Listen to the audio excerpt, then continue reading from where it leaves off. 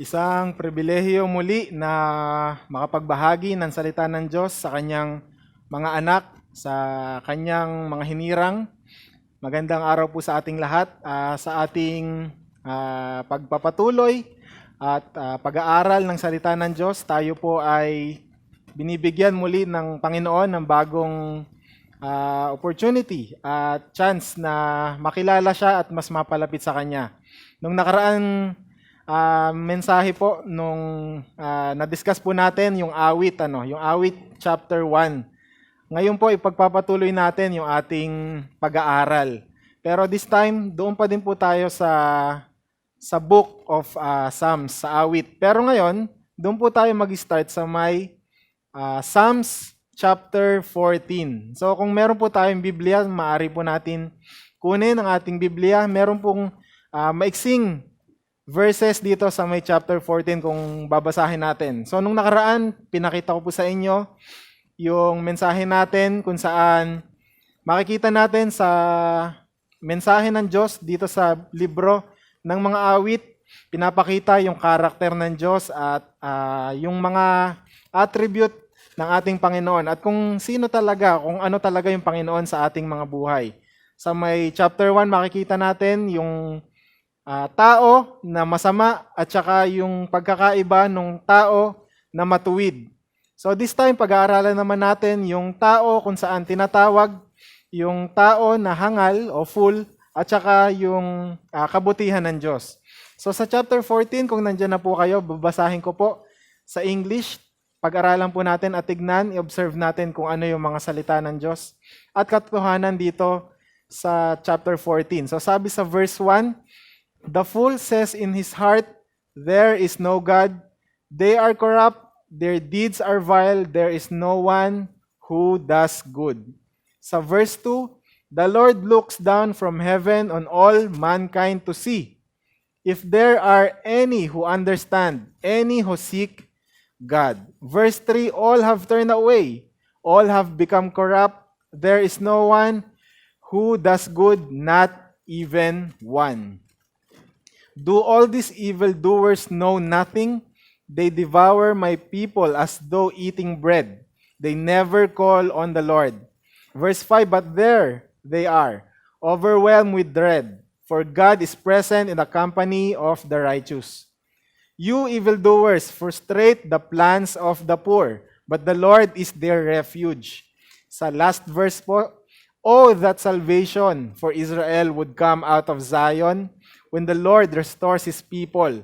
Let Jacob rejoice and Israel be glad."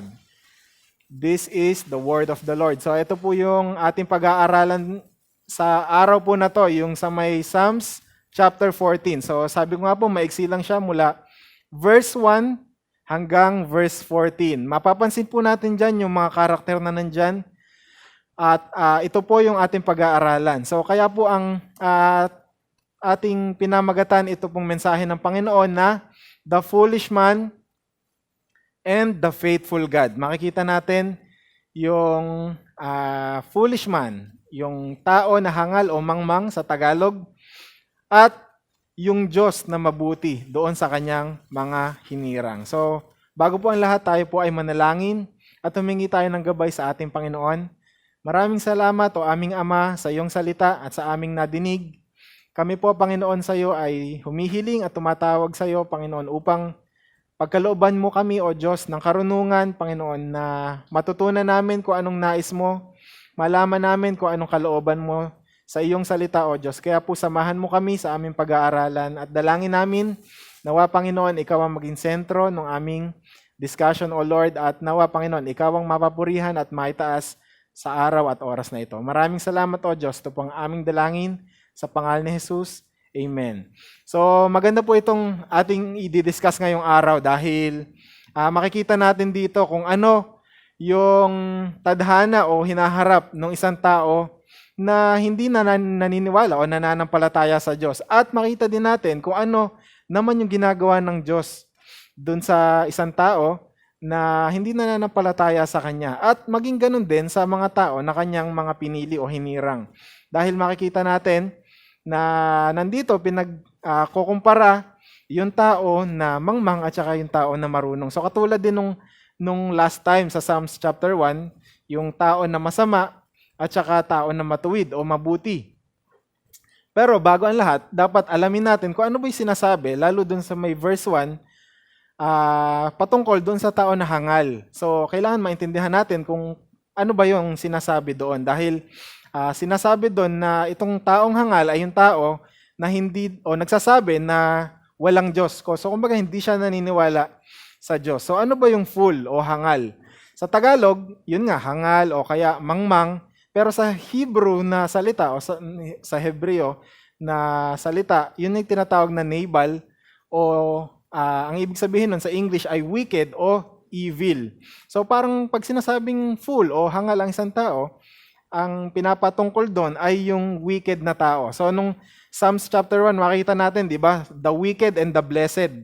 So hindi ito nagkakaiba doon sa meaning o sa terminolohiya na ginamit doon sa tao na fool. Kasi yung tao na fool daw, ang ibig sabihin nun ay wicked. So sa Greek, ginagamit na salita yung fool na word na ang ibig sabihin ay moros. Ang ibig sabihin naman nun sa English, moron o stupid. So parang ang pangit pakinggan ano. Kapag sinabing ikaw ay fool o pag sinabi ikaw ay hindi naniniwala sa Diyos, ikaw ay moron, spiritual moron. So meron kang kamangmangan. Kaya makikita natin dito sa verse na ito, kung sino ba talaga itong tinatawag na fool. Sinasabi din na ng diksyonaryo, kapag sinasabing fool, ito yung mga tao na merong morally deficient. So sila yung mga tao na hirap o walang kakayanan pumili ng mabuti o magandang desisyon sa kanilang buhay, maging sa kanilang kapwa. So hindi sila mabuti sa kanilang pag-iisip. So kaya ang una natin pag-uusapan dito sa may verse 1 hanggang verse 3, makikita natin dito na yung karakter na tinatawag na hangal o fool ay yung tao na may corruption. Ayan. So sa sinasabi dito sa sulat ni David sa kanyang account doon sa awit, makikita natin na yung hangal na to ay nire-refer doon sa tao na hindi naniniwala sa Diyos. Pero sa Proverbs makikita din natin yan Sa dictionary makikita din natin na ang ibig sabihin ng hangal o tao na mangmang o wala pang muwang ay patungkol din sa isang bata. So sabi ng dictionary, ito yung ginagamit na word sa mga 2 years old o 3 years old hanggang 7 years old. Kasi wala pa silang muwang o inosente pa sila at hindi pa nila alam ang kanilang ginagawa. Kaya makikita natin dito sa Proverbs chapter 22, ginamit din yung salita na yun. Sabi sa verse 15, folly is bound up in the heart of a child, but the rod of discipline will drive it far away. Sa Tagalog po, nakabalot sa puso ng bata ang kahangalan, ngunit inilalayo ito sa kanya ng pamalo ng pagsaway. Ayan, so alam naman natin sa mga bata, yung mga bata, sabihin natin 7 years old, 6 years old, anong karakter ang meron sila, di ba? Kadalasan matigas ang ulo, selfish, hindi sila sumusunod, di ba? Kunyari yung mga bata na napansin niyo, meron na silang laruan, kapag nakakita sila ng isa pang bata na merong laruan, gusto din nila yung laruan na yon. So hindi natatapos yung kanilang interest sa paggawa ng kung ano-anong bagay, di ba? Makukulit, matitigas ang ulo. Pero ang sabi sa Proverbs ay natural sa mga bata iyon dahil nakabalot ang kanilang puso ng kahangalan. So wala pa sila kasing muwang at yung ginagawa nila puro talaga walang katuwiran. Yan. Kaya sabi diyan, ngunit nilalayo ito sa kanya ng pamalo ng pagsaway. So kaya kailangan kapag tayo ay nagdidisiplina ng tao o ng bata, dapat daw ay pinapalo para maituwid natin sila doon sa kanilang kahangalan o dapat matuto sila nung mabuting bagay na dapat nilang gawin. So take note po natin, pamalo hindi po sinusuntok o sinisipa ang bata. So wag kahit matanda po merong kahangalan pag pinansin natin mamaya di-discuss natin. So pero nag-start po yung yung kahangalan. Simula pa lang tayo ay bata pa. So sabi diyan. So sa Psalms 14 verse 1 and 7 dun sa ating teksto, ang sabi dun sa English, ulitin natin, the fool says in his heart there is no God, They are corrupt. Sabi ko nga, di ba, yung first point natin ay tungkol sa corruption. Their deeds are vile. There is no one who does good. Walang gumagawa ng mabuti. So, yung isang hangal na tao ay sinasabi niya, walang Diyos. So, sabi niya, walang Diyos. At yung ginagawa niya ay puro walang kabutihan o puro kasamaan. So, pwede din natin sabihin, sinasabi ng isang hangal na there is no God, o parang sinasabi niya na no God. So alam natin may utos ang Diyos o ang Panginoon sa atin, pero ang tao na hindi sumusunod at hindi marunong kilalanin ang ating Panginoon, sasabihin niya, no God. So sa Tagalog maganda din Sabi dito, sinasabi ng hangal sa kanyang puso, walang Diyos. Sila'y masasama, sila'y gumagawa ng kasuklam-suklam na mga gawa, walang gumagawa ng mabuti, walang tao na gumagawa ng mabuti. So bata, matanda, lalaki o babae, walang gumagawa.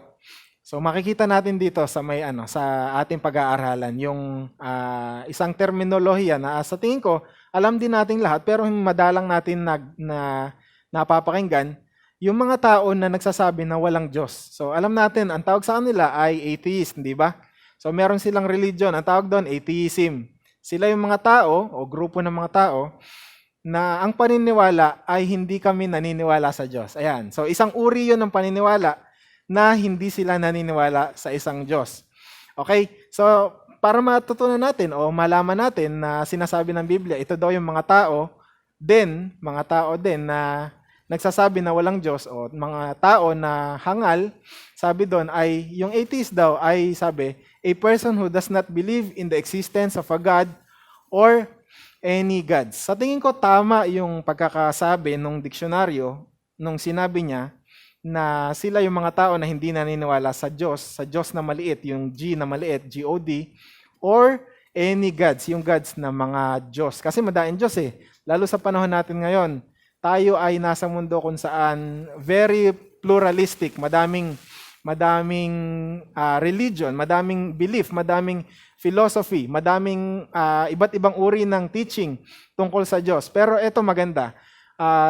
Mapapansin natin, sabi, yung mga atheists ay mga tao na hindi naniniwala sa Diyos. Yung maliit na G. Kasi hindi sila naniniwala doon sa Diyos na ginawa lang nila sa isip nila. Pero dahil yung Diyos natin, yung G-O-D, yung malaking G, yung totoong Diyos, ito yung Diyos na hindi pwedeng hindi mo isipin na walang totoong Diyos. Okay, so kung kahit na ang posisyon ng isang tao ay atheist o sinasabi niya na walang Diyos, hindi ito pwedeng mangyari. Unang-una, dahil para sabihin mo na walang Diyos, kailangan isipin mo na merong Diyos at i-decline mo na wala talagang Diyos. Ibig sabihin, kung wala talagang Diyos, ibig sabihin, wala kang dapat sabihin na walang Diyos. Pero dahil merong Diyos, sinasabi mo na walang Diyos. So, naintindihan po natin. Sabi, sa may Merriam-Webster, according to Merriam-Webster, and the vast majority of United States, sabi, US atheists fit this description. 81% say they do not believe in God or a higher power or in a spiritual force of any kind. So, tignan nyo, isipin nyo mabuti. No? Tayo ay nasa Pilipinas. Tinignan ko yung percentage dun sa mga survey, kung ilang percent yung mga tao na nagke-claim na walang Diyos. Sabi doon, 0.5% lang ng mga Pilipino ay nagsasabi na walang Diyos o hindi sila naniniwala na merong Diyos. Pero sa US, 81% sabi nila ay sila ay hindi naniniwala sa Diyos. At ako ay nakikita ko sa hinaharap na maraming tao na talaga magfo-fall away. Hindi mawawala doon sa faith o sa pananampalataya. At nakikita ko din dito sa Pilipinas na kahit na tayo ay religious, tinatawag nga tayong Christian country, magkakaroon ng mga pagkakataon sa buhay ng mga Pilipino na ma-encounter nila itong uri ng ganitong katuruan. Kaya tayo ay mga Kristiyano, ngayon pa lang ay nagpe-prepare. Kaya ito ding mensahe na to ay para doon sa preparation natin sa hinaharap at para doon sa mga tao na kilala natin para maintindihan natin na napakahalaga ng bagay na ito dahil madaming tao na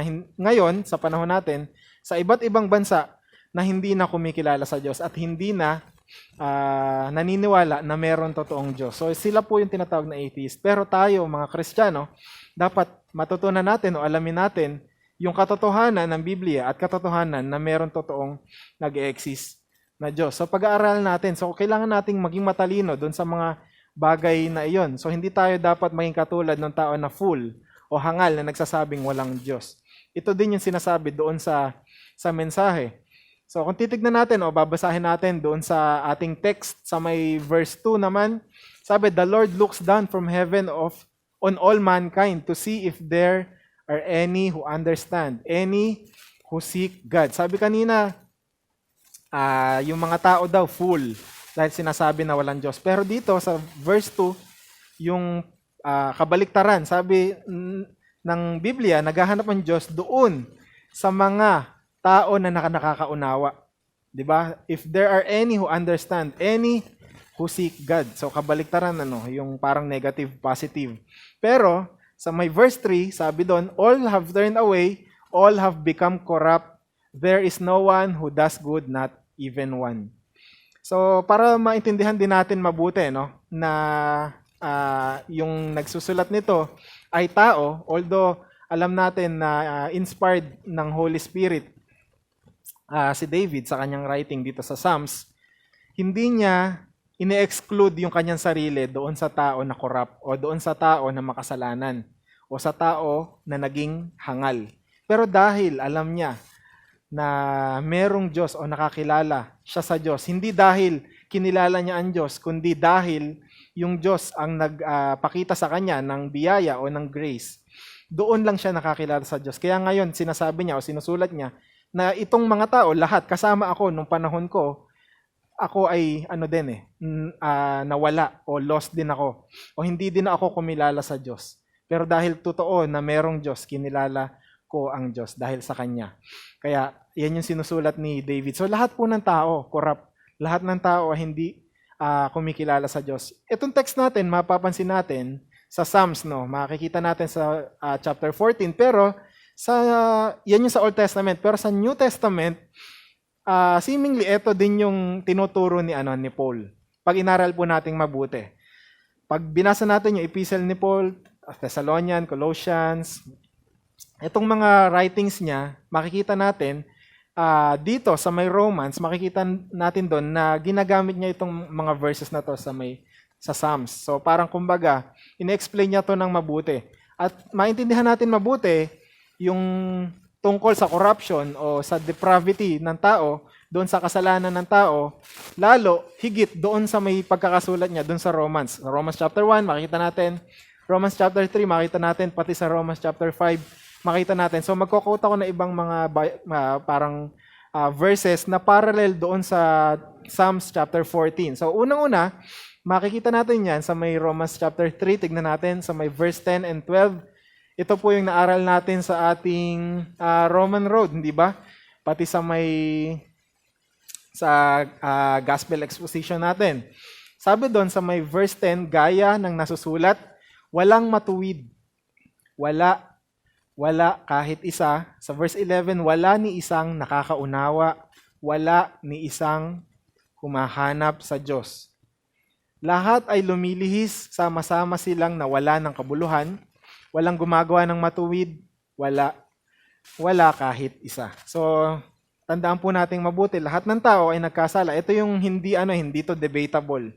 Kasi kahit sinong tao, ang tanungin nyo, pag sinabi nyong ikaw ba ay tao na banal o ikaw ba ay tao na matuwid, alam niya na siya ay merong kasalanan. So, tayo ang lahat ay nagkasala. So, walang tao na kayang magsabi na ako ay walang kasalanan. So, kailangan aralin po natin o pag-isipan po natin yan mabuti. Alamin natin na tayo ay may kasalanan at tayo ay ginawa nating kaaway ang Diyos at gumawa tayo ng sarili nating desisyon sa ating buhay at patuloy tayong gumagawa ng kasalanan sa bawat araw ng ating buhay. Corrupt ang ating conscience, corrupt yung ating morals, corrupt lahat ng ating ginagawa, lahat ng ating plano, lahat ng ating pag-iisip at wala tayong kakayanan maging matuwid sa harapan ng Diyos.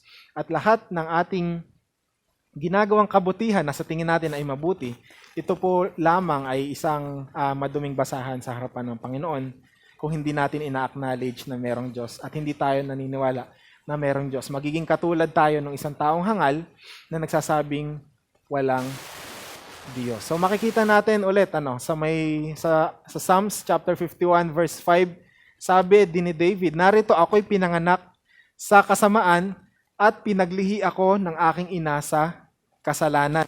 Hindi lamang pala makikita natin sa Biblia na tayo bilang tao na merong alam sa konting moralidad sa ating hustong gulang, yung tinatawag na age of responsibility, minsan, minsan 18 years old or 21 years old, parang habang tumatagal yung age of responsibility o yung morality, ang tagal natin makuha eh.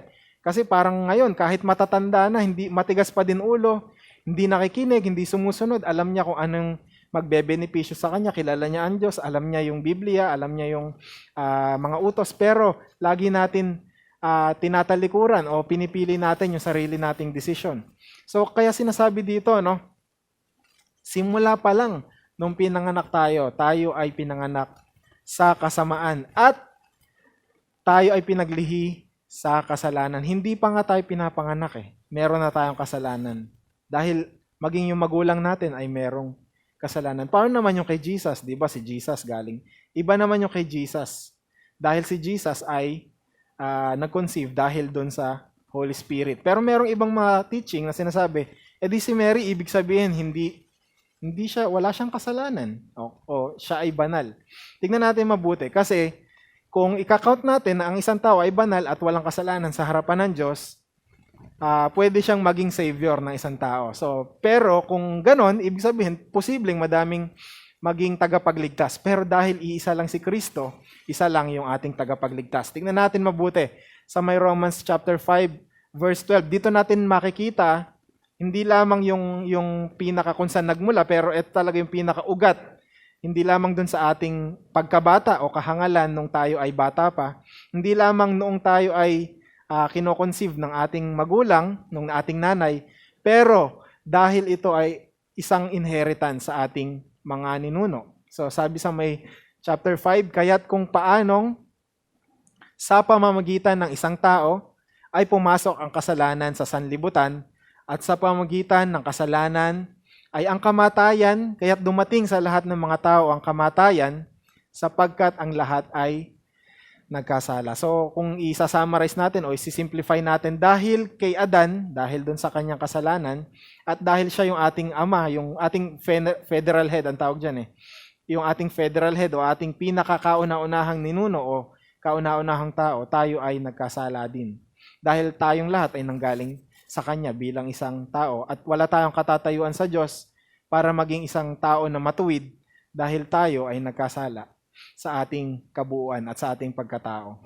So, tandaan natin mabuti na ang tao na pinapatungkol dito sa may Psalms chapter 14 ay yung mga tao na masama o tao na nagsasabing walang Diyos. Pero at the same time, ang sinasabi dito na tao na makasalanan at mga tao na hindi nananampalataya sa Diyos o naniniwala ay tayo once na tayo ay dumating doon sa punto kung saan hindi tayo nakakilala sa ating Panginoon. So tayo ay nakakaunawa lang sa ating Panginoon dahil tayo ay nagkaroon ng panibagong buhay at tayo ay kinahabagan niya at naunawaan natin ang kanyang biyaya. Iyon po yung ating mga susunod na puntos dito. Pero dapat maintindihan natin na ang corruption ng isang tao, yung kanyang depravity, ay hindi makakapagligtas sa kanya at hindi magbibigay sa kanya ng katuwiran. At kahit na isipin natin na tayo ay gumawa ng matuwid sa harapan ng Diyos, ito po ay walang halaga sa ating Panginoon kung hindi natin siya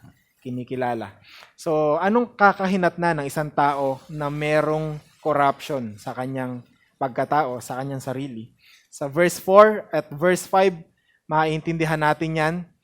Ito po yung tinatawag na distraction. So, kanina sa 1, corruption at anong mangyayari? Distraction. Yan ang mangyayari at diyan nakatadhana ang isang tao.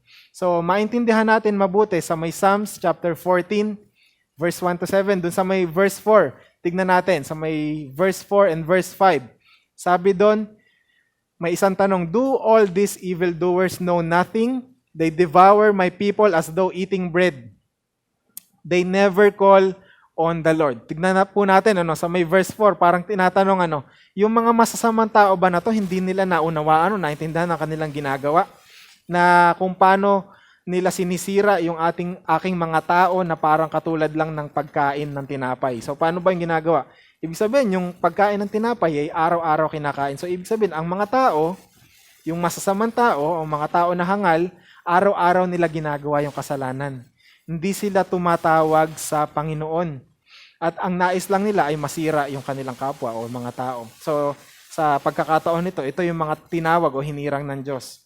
So specifically dun sa sa mga Israelites, di ba? Pero sa panahon natin ngayon, hindi ba ganyan din ang ginagawa ng mundo o ng mga tao na masama o mga tao na hindi naniniwala sa Diyos? Sinisiraan yung mga tao na nananampalataya sa Diyos. Di ba? Kaya nga persecuted ang mga Christian eh. Hindi lang sa labas ng iglesia o ng church, pati nga mga kapatid minsan, 'di ba? Yung mga parang kapatid, hindi ba sinisira yung kanyang mga tao na mga mananampalataya. Hindi lang 'yon, kahit sa pamilya, hindi ba?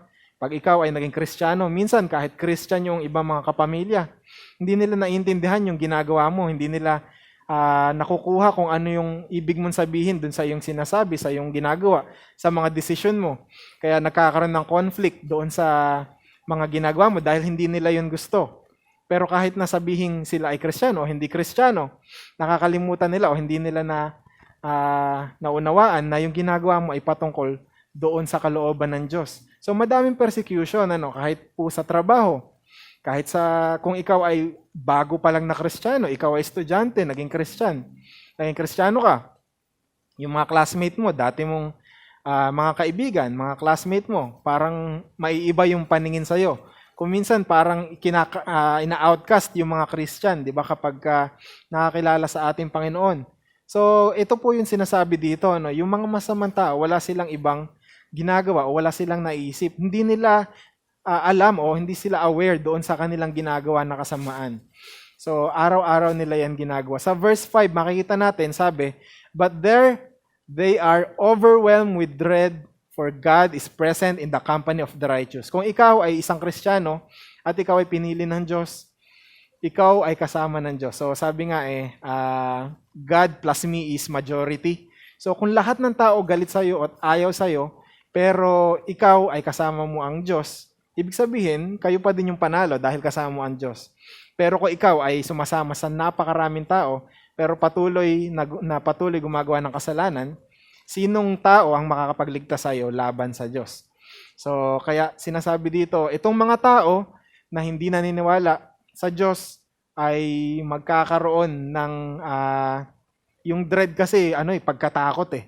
Pero hindi lang to parang basta pagkatakot. Kasi kung takot lang, afraid or fear, sinasabi, pero sabi dread. But there they are, overwhelmed with dread. Ito yung mga tao na magkakaroon ng pagkatakot na mayroong kasamang panghihinayang, pagkatakot na may kasamang kalungkutan o pagkatakot na may kasamang panginginig dahil hindi nila alam na mangyayari sa kanila itong mga bagay na to dahil hindi sila naniwala o nanampalataya sa ating Panginoon. So napakahirap po anong kalagayan ng mga tao na hindi naniniwala sa Diyos dahil pagdating ng panahon, mararanasan nila yung kahirapan o kapighatian at pagkawasak doon sa kamay ng Panginoon. Pag pinag-aralan po nating mabuti, tayo po ay nahihiwalay sa Diyos. At nahiwalay tayo sa Diyos, unang-una dahil sa kasalanan. At dahil din sa mundo, sa sistema ng mundo na ating dito, kung saan tayo nakatira. Pero higit sa lahat, tayo po ay magkakaroon ng distraction dahil doon sa galit ng Diyos o puot ng Diyos sa atin. So ito po, given na po ito dahil tayo ay makasalanan. At yung Diyos, sabi nga, 24/7 galit ang Diyos sa kasalanan. Kung tayo ay makasalanan, hindi nais ng Diyos na tayo ay nandyan. Kaya distraction talaga. Doon talaga tayo papunta. Yun talaga ang totoo natin tadhana. So wag natin kalimutan na galit ang Diyos sa kasalanan. Kung minsan, lagi natin nasa-share o napipreach sa church, di ba? Mahal kayo ng Diyos, mahal tayo ng Diyos. Totoo naman po yan. Pero wag nating kalimutan na galit din sa atin ng Diyos dahil sa ating kasalanan. Hindi po mainam na palaging isipin natin na mabuti ang Diyos in a way na siya yung magko-cover sa lahat ng ating kasalanan. Dahil meron din tayong responsibilidad na sumunod at tsansa na gawin yung kalooban ng ating Panginoon. So wag natin yung kalimutan. Dapat meron din tayong banal na pagkatakot sa ating Panginoon at kilalanin natin kung ano talaga yung mga nais niya sa ating buhay. Tignan natin sa may Romans chapter 3 verse 16 hanggang 18. So ito po ulit yung yung parang parallel doon sa Psalms chapter 14 na sinasabi ni Paul dito sa may New Testament. Sabi doon sa may verse 16, pagkawasak at kalungkutan ang nasa kanilang mga landas. Pertaining o patungkol ito doon sa mga tao na nagkakasala. Sabi sa verse 17, at ang daan ng kapayapaan ay hindi nila nakikilala. Verse 18, walang takot sa Diyos sa kanilang mga mata. Ito po yung mga tao na hindi tinatanggap si Kristo bilang Panginoon. Hindi tinatanggap na dapat magkaroon ka ng tao na under nung authority niya. So ito yung mga tao na gumagawa ng sarili nilang desisyon sa buhay. Ito yung mga tao na tumanggi doon sa ilaw. Ito yung mga tao na gusto at pinipilit yung sarili nila doon sa kadiliman. Ito yung mga tao na ayaw nung merong nag-uutos sa kanila o uma-under sa kanila. Ito po yung mga tao na pinipili yung pagkawasak instead doon sa kapayapaan na gustong ipagkaloob ng Panginoong Diyos. So napakahirap po ng kalagayan ng mga taong ito. Dito tayo nalulungkot at naaawa dahil at the end ng kanilang buhay at kung nakikita natin na sila ay nagkakaroon ng magandang buhay o kasiyahan dito pero hindi nananampalataya sa Diyos. Napakahirap ng kanilang magiging buhay at dadanasin pagdating ng panahon. Kaya maging matalino po tayo dyan. Mga Kawikaan, verse 18, verse 12. Ito po yung sabi ng Proverbs, bago ang pagkawasak, ang puso ng tao ay palalo muna. Ngunit nauuna sa karangalan ang pagpapakumbaba. Kung tayo ay magpapakumbaba, magkakaroon tayo ng humility at kikilalan natin yung pagkamatay ni Kristo.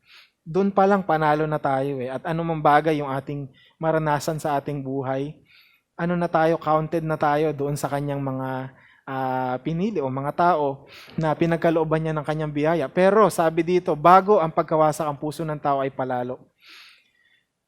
Lagi nga sinasabi, di ba? Sabi, nasa huli ang pagsisisi. Kaya dito sabi, yung pagkawasak, bago daw yung pagkawasak, matigas daw muna ang ulo. Lahat ng tao na matigas ang ulo, oo, ngayon kaya mong gawin yan. Kaya mong gumawa ng sarili mong mga trabaho, lahat ng mga ginagawa mong pansarili mong kapakanan. Pwede. Totoo, posible yan. Pero kung hindi mo nire-recognize ang Diyos, kung hindi mo claim sa buhay mo na si Kristo ang iyong Panginoon, kung hindi sa'yo nananahan ng banal na spirito at ikaw ay palaging gumagawa noong pansarili mong kagustuhan, tandaan po natin, pagkawasak o distraction ang mararanasan natin. So ito po ay nasa sa lahat. Hindi lang po doon sa mga tao na pumili sa Diyos o sa mga tao na hindi pumili sa Diyos dahil merong mga tao na alam natin nasa iglesia o mga tao na nandoon nasa Diyos pero pinipili pa o nagpo-fall away. Sabi nga nila, nagba-backslide, tumatalikod sa ating Panginoon. Hindi po ito pahabaan, hindi po ito pagandahan ng intro. Ang tinitignan po dito yung end ng ating buhay.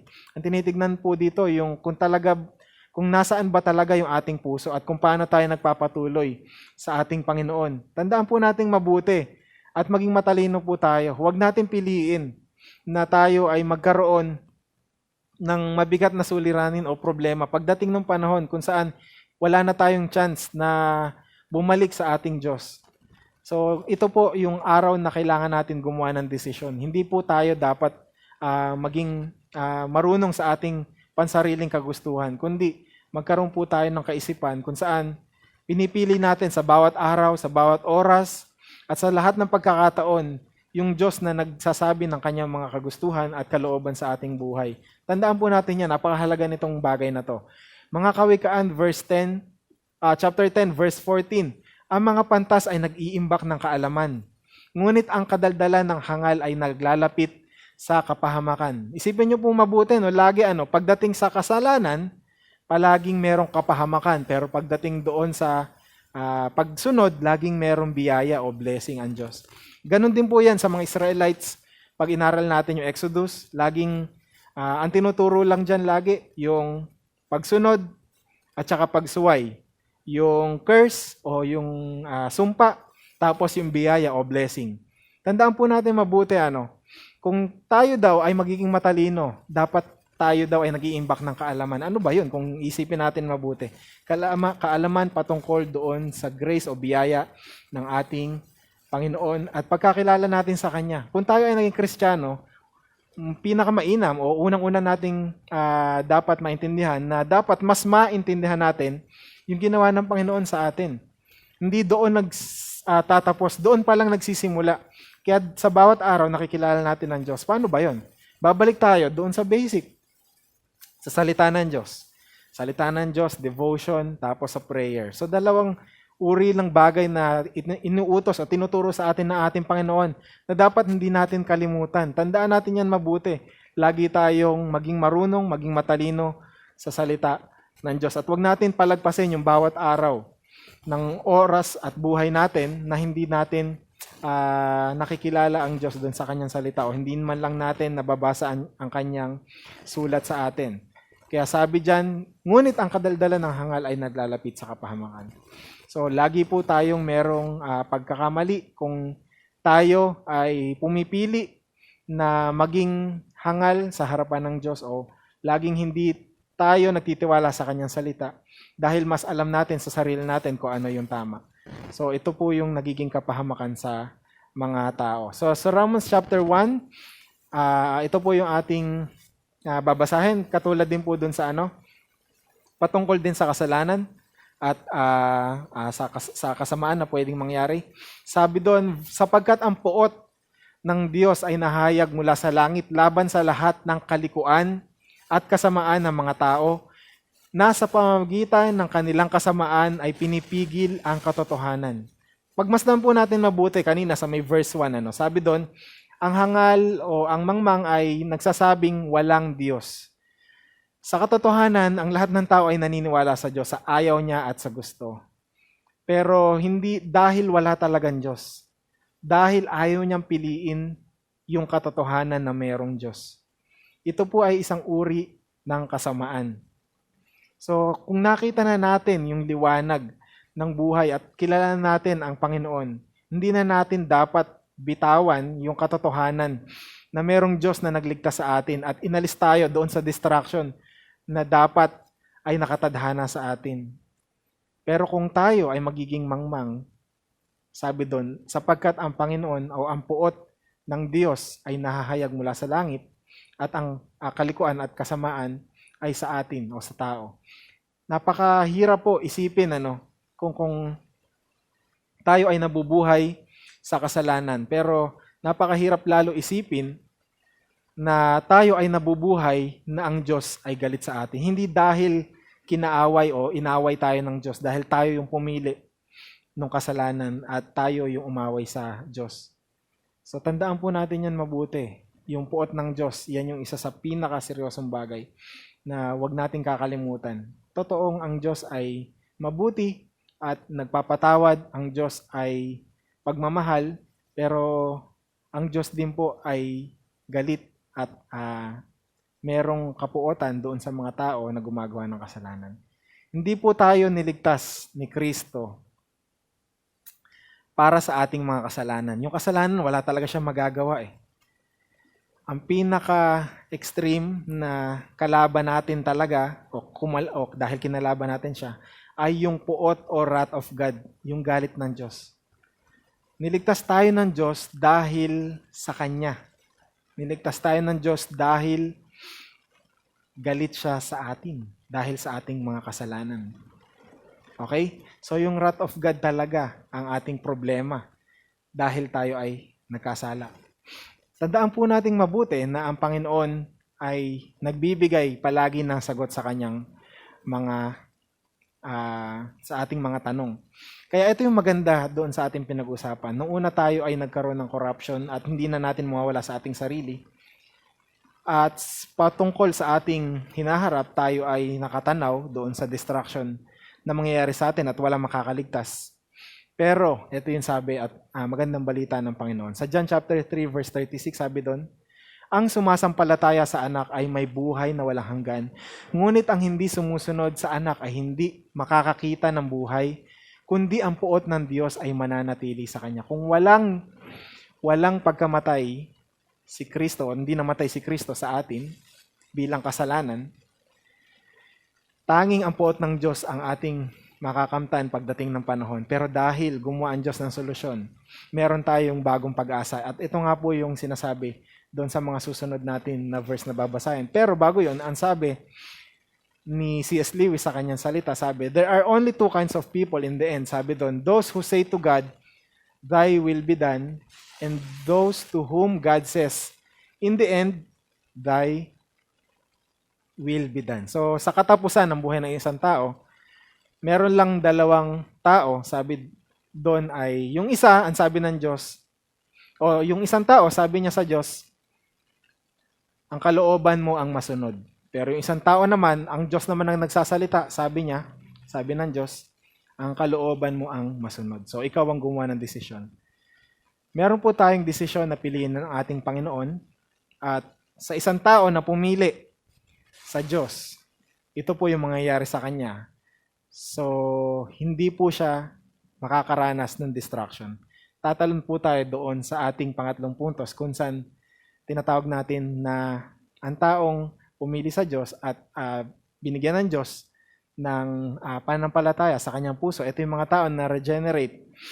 Sila ay merong restoration o tinatawag nating salvation. Pero anong sabi ng Biblia doon sa ating text? Sabi doon, you evildoers, frustrate the plans of the poor, but the Lord is their refuge. Laging yung Diyos, yung saklolo ng mga tao na tumatawag sa Kanya. Kaya sabi dyan, oh, that salvation for Israel would come out of Zion. Yung Zion po, yan po yung yung Bethlehem. Diyan po galing si Jesus. So si Jesus, sa kanya nang galing yung kaligtasan. Sabi sa verse 7, oh, that salvation of Israel would come out of Zion when the Lord restores His people. Let Jacob rejoice and Israel be glad. Yan po ang mararanasan ng mga tao na niligtas ng Diyos. Sila ay magagalak, sila ay matutuwa. Dahil doon sa kaligtasan, sa restoration na pinagkaloob ng Diyos sa kanila. Sa John chapter 14, verse 1, sabi, huwag mabagabag ang inyong puso, sumampalataya kayo sa Diyos, sumampalataya rin naman kayo sa akin. Ito yung mga tao na pinili, ito yung mga tao na mga Kristiyano, dito po patungkol sa kanila, yung kaligtasan, yung restoration. Ito yung mga binibigyan ng Diyos. Ito yung hiwalay doon sa mga tao na gumagawa. No, yung mga evildoers, yung mga tao na hindi pinili ang Diyos, yung mga tao na nagsasabi sa kanilang puso, walang Diyos. So tandaan natin to. Sa may Psalms chapter 23, sabi diyan sa verse 3, pinanunumbalik niya ang aking kaluluwa, inaakay niya ako sa mga landas ng katuwiran alang-alang sa kanyang pangalan. Ito po ay isang paborito natin na chapter sa Psalms, di ba? Sa Psalms chapter 23, sabi sa verse 3, di ba yung Diyos yung nagpapanumbalik sa atin, yung Diyos yung nagre-restore sa atin. Kung tayo ay pinili o hinirang niya, lagi niya tayong iniingatan, binibigyan niya tayo ng panibagong kalakasan at pinanunumbalik niya tayo sa ating pananampalataya. So siya din yung magme-maintain sa atin. Siya yung titingin sa atin, siya yung maggagabay sa atin. Okay? So sa 2 Corinthians chapter 13, tignan natin sa may verse 11. Sa katapus-tapusan, mga kapatid, magalak kayo. Isaayos ninyo ang mga bagay-bagay. Palakasin ninyo ang isa't isa. Magkaisa kayo ng pag-iisip. Mabuhay kayo sa kapayapaan at ang Diyos ng pag-ibig at ng kapayapaan ay mapapa sa inyo. Tignan po natin tayo din po sa bilang iglesia. Magandang puntos din to merong mga tao na nanghihina at merong mga Kristiyano na sa kanyang buhay ay nagkakaroon ng problema at mga suliranin at bumababa yung kanyang pananampalataya na para bang walang Diyos sa kanyang buhay. Lagi nagwo-worry, laging merong problema na para bang hindi totoo yung Diyos sa kanya, na para bang wala siyang kapayapaan sa buhay na parang hindi matatapos yung kanyang mga dinadaanan. Pero tandaan po nating mabuti, tayo ay tinawag bilang iglesia at tayo ay tinawag na mga Kristiyano. Tayo ay dapat mag-restore nung relationship natin sa ating mga kapatid. Pero higit sa lahat, i-restore din natin yung panampalataya ng ating mga kapatid patungkol doon sa panampalataya natin sa ating nag-iisang Panginoon o Diyos. Magbigay tayo ng kalakasan sa bawat isa. Sumali tayo doon sa kung anong bagay na pwede nating samahan doon sa mga net, doon sa mga activity natin, kung online man yan o merong physical na gathering, sumama tayo. Lagi nating nasain na magkaroon tayo ng activity na kasama yung ating mga kapatid sa iglesia. Dahil dito tayo natututo, dito tayo mas napapalapit sa Diyos at dito tayo mas nakakakilala doon sa mga karakter ng ating Panginoon. Dito natin na-enjoy ang ating kaligtasan. Dito natin na-enjoy yung fellowship natin sa ating mga kapatid. So tandaan natin yan mabuti. Sa 2 Timothy chapter 1 verse 9, ito po ang sabi, na siyang sa atin ay nagligtas at sa atin ay tumawag ng isang banal na pagtawag, hindi ayon sa ating mga gawa, kundi ayon sa kanyang sariling layunin at biyaya. Ang biyayang ito ay binibigay sa atin kay Kristo Jesus bago pa nagsimula ang mga panahon. Tandaan natin yung ating kaligtasan, yung biyaya ng Diyos, yung restoration ng Diyos. Kung ang ating kasalanan ay na-overcome o na-overtake tayo dahil mas nauna pa siya sa atin sa ating kabataan, mas nauna pa siya sa atin nung tayo ay kino-conceive ng ating magulang, mas nauna pa siya sa atin dahil sa ating ninuno kay Adan. So, mas nauna pa siya sa atin nung hindi pa tayo nag-i-exist sa mundo. Pero tandaan natin itong mabuti. Yung pagkaligtas at pagkatawag ng Diyos sa atin ay mas nauna pa sa atin bago pa nagsimula ang mga panahon o bago pa nagsimula ang oras. So, hindi pa nakaplano o hindi pa na-create yung mundo. Ang Diyos ay nagplano na para tayo ay ligtas. Napakaganda nito, isipin mabuti, hindi ba? Napakaganda, isipin tayo ay predestinated ang tawag diyan ng Biblia, hindi ba? Tayo ay pinili ng Diyos. Simula pa lang nung likhain pa lang ang lahat ng creation. Tayo ay tinawag na ng Diyos para doon sa kanyang sariling layunin. Hindi sa ating sarili, pero sa kanyang sariling layunin. Doon sa kanyang kalooban. Doon tayo tinawag. Kaya tandaan natin ito mabuti. At para sa mga tao na hindi nananampalataya sa Diyos at hindi ko may kilala sa Diyos at sinasabi ng may katotohanan sa kanyang sarili na walang Diyos, at isipin ninyo po ito, kung wala pong Diyos sa ating buhay at walang dahilan ang lahat na ating ginagawa. Hindi ko sinasabing kapag ang tao ay walang Diyos, hindi niya na kayang gumawa ng mabuti. Pwede kang gumawa ng mabuti sa iyong kapwa kahit na wala kang Diyos at kahit na anong religion o kaugalian yung pinaniniwalaan mo. Pero walang halaga yung mga bagay na yon kung hindi yon patungkol sa isang Diyos kung saan kinikilala natin bilang Panginoon. Kung wala kang Panginoon, kung hindi ito inutos ng Panginoon, walang halaga na gumawa ng mabuti at masama. Walang halaga kung ikaw ay nagkakaloob sa kapwa mo, kung ikaw ay tumutulong, kung ikaw ay nagiging mabuting halimbawa o ehemplo sa kapwa mo, kung ikaw ay naging magaling na magulang, kung ikaw ay naging mabait na anak, hindi. Walang problema o walang kinalaman doon. Ang tinatanong dito ng Diyos, kung sino yung mga nanampalataya sa Kanya at kumikilala sa Kanyang anak. So sa Lucas chapter 19 verse 10, sabi doon, sapagkat ang anak ng tao ay dumating upang hanapin at iligtas ang nawala. Lahat tayo nagkanya-kanya ng ating lakarin sa buhay, ng ating desisyon sa buhay, pero yung Diyos nagkaloob sa atin ng kanyang anak upang tayo ay iligtas. Kaya nga sabi sa may Acts sa Gawa, chapter 2, verse 21, at mangyayari na ang bawat tumatawag sa pangalan ng Panginoon ay maliligtas. Kung tayong lahat ay tumatawag sa ating Panginoon at kinikilala si Kristo bilang ating Panginoon, yung lordship ng Diyos, ibig sabihin meron siyang kapangyarihan sa atin. Hindi tayo yung gumagawa ng sarili nating pag-iisip o ating mga activity sa buhay. Yung Diyos yung nag-aayos. Siya yung nasusunod. Kung lang tayo ay merong Panginoon. doon tayo magkakaroon ng ating kaligtasan. Sabi sa may chapter 15 sa 1 Corinthians, verse 22, sapagkat kung paanong kay Adan, ang lahat ay namamatay, gayon din kay Kristo ang lahat ay bubuhayin. Dahil kay Adan sa ating ninuno, yung ating namana sa kanya, na kasalanan ay naging kamatayan at dahil tayo ay papunta sa kamatayan, pero si Kristo ay namatay para tayo ay magkaroon ng panibagong buhay.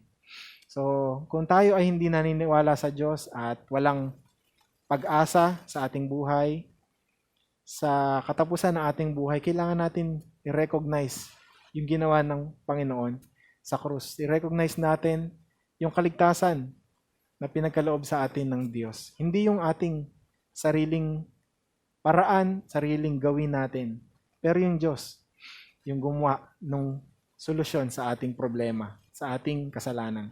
Romans chapter 5, verse 10, at dito tayo magtatapos bilang conclusion. Sabi doon, sapagkat kung noon ngang tayo'y mga kaaway, ay pinakipagkasundo tayo sa Diyos sa pamamagitan ng kamatayan ng kanyang anak, lalo ngayong pinagkasundo na ay maliligtas tayo sa pamamagitan ng kanyang buhay. Tayo po ay kaaway ng Diyos dahil mas pinili natin ang ating sarili, ang ating kagustuhan. Pero dahil yung Diyos yung nag-reconcile sa atin sa pamamagitan ng kanyang anak na si Kristo na namatay at napako sa krus para sa ating kasalanan at muling nabuhay sa atin at muling nabuhay para sa atin, tayo po ay maliligtas kung tayo ay mananampalataya doon sa kanyang ginawa sa krus. Tandaan natin mabuti na tayong lahat ay makasalanan at ninanais ng Diyos na tayo ay magsisi doon sa ating kasalanan. Humarap tayo doon sa panibagong buhay na ninanais ng Diyos para sa atin. Tanggapin natin ang ating Panginoon bilang ating Panginoon at tagapagligtas sa ating buhay na wala tayong kakayanan sa ating sarili na iligtas ang ating sarili. Tayo ay patay sa ating kasalanan at tayo ay nakatanikala doon sa kasalanan papunta doon sa ating distraction. Pero dahil ang Diyos ay gumawa ng kanyang paraan para tayo ay ligtas, tayo ay na-restore sa ating buhay, tayo ay nagkaroon ng salvation, tayo ay nagkaroon ng panibagong dahilan para mabuhay. Ang tawag natin dyan ay born again, so dapat maintindihan natin kung anong ibig sabihin nito. Tayo ay may panibagong buhay sa Kanya, at ninanasa niya na tayo ay patuloy na sumunod sa Kanya at gawin ang kalooban niya sa ating buhay. Tayo po ay manalangin at tayo ay magpasalamat sa ating Diyos. Maraming salamat po, aming Ama. Maraming salamat sa iyong salita. Kami po ay nananalangin sa iyo na patuloy niyo, Panginoon, kaming buklodin bilang isang iglesia at bigyan ninyo kami ng karunungan sa aming personal, Panginoon, na paglapit sa iyo, sa aming mga devotion, sa aming mga prayer, O Lord. Nawa, Panginoon, mas makilala ka namin, O Diyos. Tanggalin mo sa amin yung mga doubts, O Lord, na bumabagabag sa amin. Kundi, lagi mo, Panginoon, kami turuan at tulungan na magkaroon ng sapat na pananampalataya sa iyo. Tulungan mo din kami sa aming mga nararanasan sa buhay namin na ito. Alam namin, Panginoon, na meron kaming battle, O Lord, sa aming buhay at ang kaaway ay palaging gumagawa ng mga bagay, O Lord, upang mas mapalayo kami sa iyo. Kaya, O Diyos, dalangin namin na sa kapangyarihan ng iyong banal na Espiritu, patatagin mo kami sa aming pananampalataya, bigyan nyo kami ng panibagong araw, panibagong buhay, bigyan nyo kami ng kapayapaan, O Lord, at panibagong kalakasan upang kami, Panginoon, ay lumapit sa iyo. O Diyos, dalangin namin na linisin mo ang aming pag-iisip, linisin mo ang aming bibig, O Lord, linisin mo aming kamay, Panginoon, sa lahat ng aming ginagawa. At dalangin namin na ang kalooban mo ang maghari sa aming buhay. At dalangin namin, O Diyos, na sa lahat ng aming ginagawa sa buhay na ito hanggang sa kami, Panginoon, ay iyong kunin. Panalangin namin na ikaw ay mapapurihan at madakila sa buhay namin ito. Maraming salamat, O Diyos, sa lahat ng bagay na ito. Ito po ay aming dinadalangin sa tangi at makapangyarihang pangalan ng aming Panginoong Hesus. Amen. Amen.